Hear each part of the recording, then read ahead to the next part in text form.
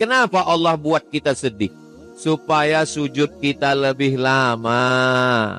Supaya air mata kita keluar. Kalau udah keluar air mata, plong. Supaya kalau berdoa tuh tangan kita meminta. Coba kalau hidup kita ini tenang, kenyang, lenang, senang. Berdoa paling tangan. Orang kalau hidupnya tak ada susah, berdoa tuh tangannya gini. Orang kalau berdoa tangannya di paha gini, itu artinya terserah ya Allah mau ngasih nggak pun nggak apa-apa. Tapi kalau kita sedang susah, serius kita berdoa, ya Allah, tolong ya Allah. Itu gunanya. Kadang kita tengok air ini tenang, tapi sebetulnya air beriak tanda. Ada orang yang kita tengok tenang, tapi sebetulnya enaklah Ustadz. Ustadz pergi ke sana, pergi kemari, jalan sana, jalan sini. Aku nggak bisa Pak Ustadz, aku punya masalah, aku cuma di rumah aja. Apa masalahmu? Keningku berbisul Pak Ustadz. Aku malu jumpa orang, jadi aku di rumah aja. Jadi disangkanya yang pergi-pergi itu tak berbisul. Kata yang pergi itu, aku berbisul juga. Itulah maka aku dari tadi tak duduk. Rupanya bisul dia di... Setiap kita ini punya masalah. Betul?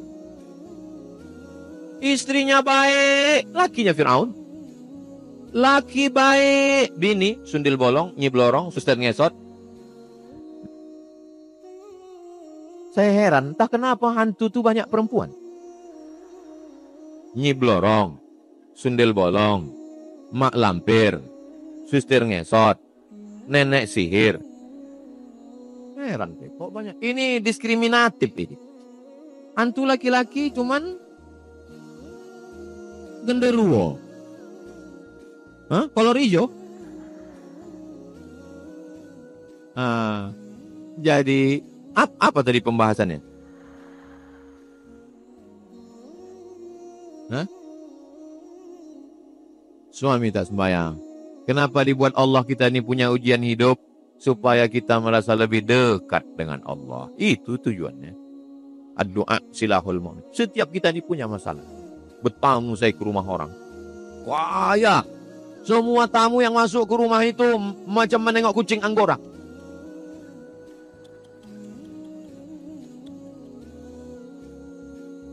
Pala bercerita dia sama saya. Rupanya ujian hidupnya ya Allah. Tak terkatakan dengan lisan. Andai ganti posisi, saya di posisi dia tak sanggup saya mendengar cerita hidup. Lama hidup banyak dirasa. Jauh berjalan banyak ditengok, lama jadi ustadz banyak yang curhat. Saya udah banyak ketemu orang dari Sabang sampai Papua kemana-mana. Macam-macam curhat cerita orang. Inti kesimpulannya saya tarik, hidup ini semuanya punya masalah. Yang tak punya masalah cuma orang gila. Maka kalau mau tak bermasalah jadilah. Nggak ada saya bilang begitu. Habis susah loh. Habis membahas tentang masalah sedih nih, entah kenapa, rasa lapang hati saya. Sudah meneteskan air mata. Seminggu sudah Ramadan, saya tak menangis. Baru ketemu ibu-ibu, inilah menangis. Sudah seminggu Ramadan, berdoa tak juga menangis. Orang tak menangis itu hatinya keras. Tapi begitu cerita tentang kesedihan, udah saya belok-belokkan supaya ketawa. Meleleh juga air mata. Nampak saya cengengnya di sini. Hebat ibu memilih judul ya. Pandai kalian mancing saya untuk sedih ya. Padahal saya sudah melupakan masa lalu. Allah membuat kita ini supaya ada cerita.